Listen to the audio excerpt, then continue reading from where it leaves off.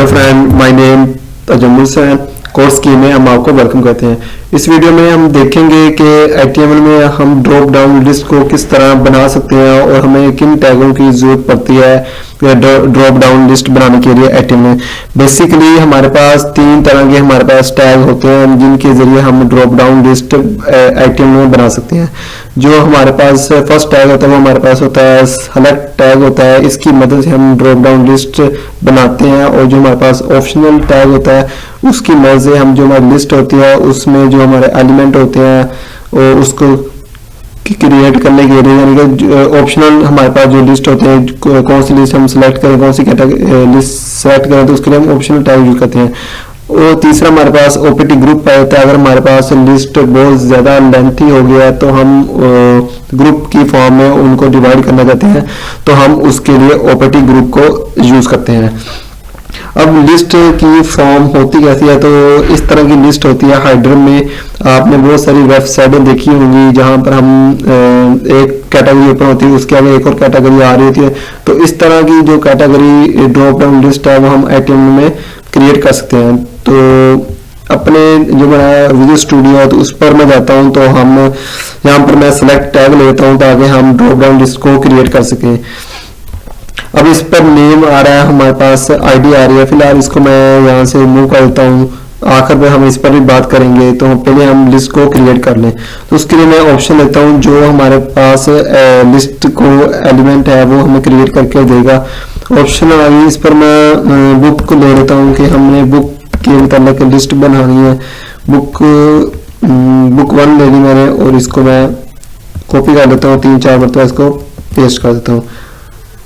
Book 1, book 2, book 3 और हमारे पास book 4।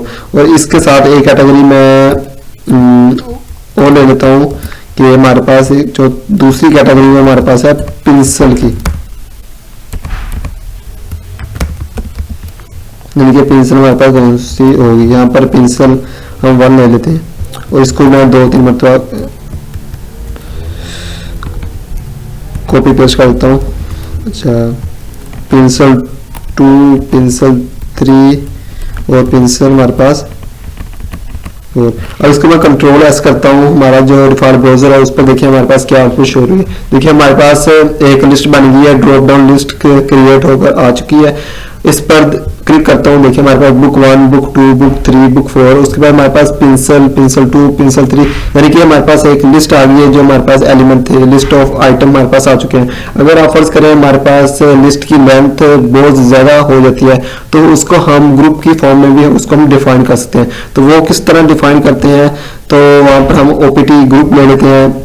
यहाँ पर मैं OPT ग्रुप ले लेता हूँ और इसका क्लोजिंग टैग को मैं कट कर लेता हूँ और यहाँ पर पेस्ट करता हूँ कि हमारा एक ग्रुप यहाँ पर हमारा मुकम्मल हो रहा है। इसी तरह आगे एक और मैं OPT ग्रुप ले लेता हूँ ताकि ग्रुप में डिफाइन कर सकें। और इसका एंडिंग को मैं कट कर लेता हूँ और यहाँ पर आकर पेस्ट कर लेता हूँ। और यहाँ पर अब मैं देखिए अपने डिफॉल्ट हमारा ब्राउजर है। अब इस पर ये हमारे इसको मैं 2 कैटेगरी में हम इसको 2 ग्रुप में डिफाइन कर लिया।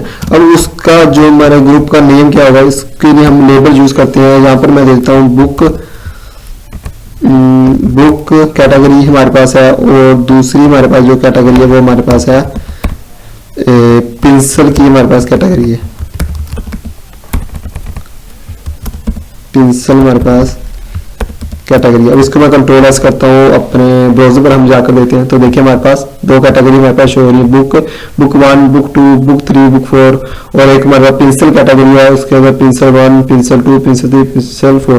अब यहाँ पर देखिए यहाँ पर एक डिफॉल्ट जो फर्स्ट कैटेगरी होगी ना वो डिफॉल्ट में यहाँ पर शो होगी। अगर हमने ये यहाँ पर शो नहीं करवानी, हम चाहते हैं कि हमारी पेंसिल 4 है ना वो हमारे यहाँ पर डिफॉल्ट के तौर पर हमारे पास शो, तो उसके लिए हम क्या करेंगे, तो हम ये हमारे पास ऑप्शन है तो हम यहाँ पर आकर सेलेक्टेड लिख देंगे। जैसे ही हम इस पर सेलेक्टेड लिखेंगे तो देखिए अब हमारे पास जो आउटपुट आएगी वो देखिए हमारे पास क्या आएगी। देखिए अब डिफॉल्ट पर हमारे पास पेंसिल 4 शो हो रहा, पहले क्या होता बुक 1 शो होता। तो हमने क्या किया सेलेक्टेड लगा दिया ऑप्शन में, अब डिफॉल्ट पर हमें पेंसिल वो शो कर रहा है। अगर हमने उसके बाद हमारे पास एक और एट्रीब्यूट आता है जिस पर हमारा रहता है मल्टीपल। अगर हम मल्टीपल यूज करें, देखिए मल्टीपल लगाने से हमारे पास क्या होगा कि हमारे पास जो जितनी भी कैटेगरी होंगी मल्टीपल कैटेगरी हमारे पास होनी शुरू हो जाएगी। देखिए बुक, बुक 1, बुक 2, बुक 3 इस तरह। और इसके बाद अगर हम इसको भी थर्ड हमारे पास एट्रीब्यूट आता है, अगर आप हमारी शॉप है, शॉप पर हमारी जो बुक्स थी उनका हमारे पास जो स्टॉक था वो हमारे पास क्या हो गया, खत्म हो चुका है। तो अब हम अपनी वेबसाइट पर ये शो करवाना चाहते हैं इसका स्टॉक जो हमारे पास है वो खत्म हो चुका है, तो आप वो कैटेगरी यानी बुक 1 या बुक 3 को इनमें से कोई बुक आप सिलेक्ट नहीं कर सकते।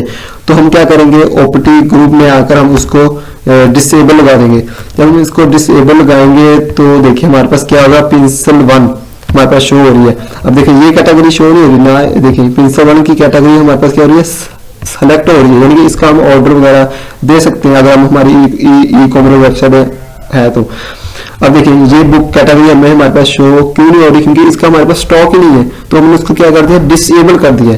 इस वजह से ये हमारे पास सेलेक्ट नहीं हो रही, ठीक है, और डिसेबल हो गई। अब यहाँ पर देखिए ये हमारे पास जो वैल्यू एट्रीब्यूट है ये हमारे पास क्यों आ रहा है।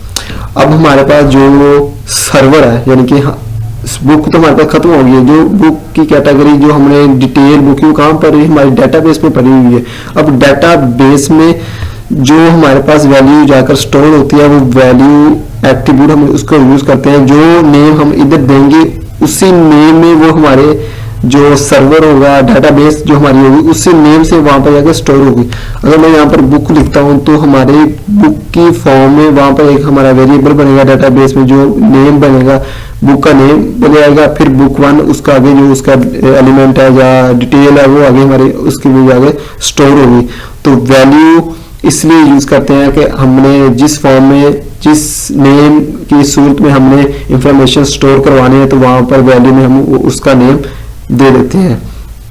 ये हमारे पास इसमें हमारे पास वैल्यू हो गई है। तो और इसमें और अगर हम यहीं पर दे सकते हैं, इधर भी दे सकते हैं वैल्यू, जितने हमारे ऑप्शनल होंगे सब के सब में हम जाकर वो क्या करेंगे, वैल्यू हमें देनी होगी ताकि वो हमारा डेटाबेस में जाकर हमारा डाटा स्टोर हो चुके। अगर हम देखते हैं कि हमारा ये लिस्ट जो नेम है ये हमारा कुछ बड़ा लग रहा है तो हम उसके लिए इसको हम शॉर्ट भी कर सकते हैं। शॉर्ट करने के लिए हम ऑप्शनल में हम उसको लेबल दे देंगे। लेबल अगर मैं करता हूँ पिन करता हूँ, अब ये पेंसिल 1 नहीं प्रिंट होगा, अब हमारे पास क्या शो होगा, पिन शो होगा, यानी कि उसका शॉर्ट नेम हमारे पास क्या होगा आकर शो होगा। ये देखिए पिन हमारे पास शो हो रहा है। इसको मैं डिसेबल करता हूँ ताकि आउटपुट कुछ ज्यादा अच्छी आ जाए। देखिए बाकी कैटेगरी भी हमारा देखिए हमारे पास बुक डिसेबल खत्म किया, बुक 1 हमारे पास शो होगी। अब इसको हम सिलेक्ट कर सकते हैं और पिन की जगह हमने क्या किया था, लेबल लगा दिया था कि हमें शॉर्ट नेम उसका हमें यूज करना है। इस तरह हम एटीएम में अपनी ड्रॉप डाउन लिस्ट को हम क्रिएट कर सकते हैं। तो इस वीडियो में इतना ही। हमारे चैनल को सब्सक्राइब करें, सब्सक्राइब करना ना भूलें, शेयर करें, ज्यादा से ज्यादा लाइक करें ताकि जो मैं वीडियो अपलोड करूं वो आप तक पहुंच सके।